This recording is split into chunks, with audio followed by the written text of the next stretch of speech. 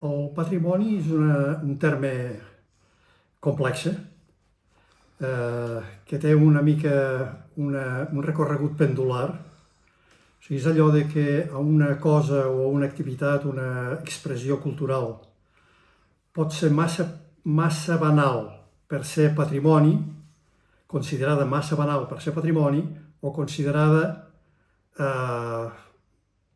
poc banal per només ser patrimoni. Doncs aquest és un problema de l'aplicació de la paraula patrimoni, que és una paraula una mica gastada. Evidentment que el pessebrisme encaixa perfectament avui en dia.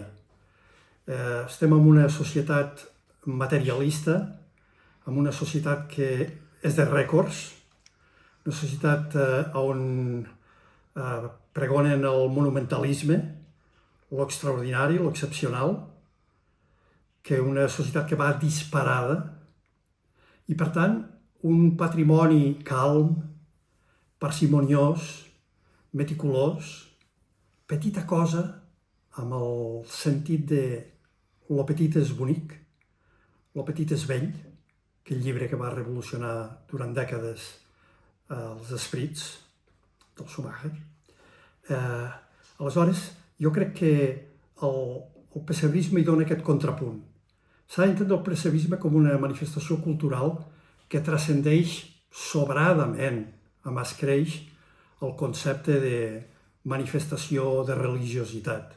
Jo crec que va molt més enllà i, a part, ajuda a donar aquest contrapunt de valor a la diversitat, respecte a l'altre i a la diferència, i dinamisme en l'evolució de les pràctiques tradicionals. O sigui, el tradicional no és quelcom d'embalsamat, la cultura tradicional és dinàmica, la cultura popular és dinàmica.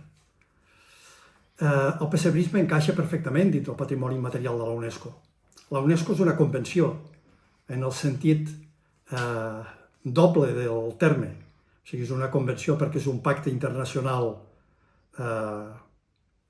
entre estats, però és una convenció també perquè estableix una definició que es vol com a far i com a guia, però que no és única. O sigui, del patrimoni cultural immaterial podríem fer altres definicions que les que fa la UNESCO.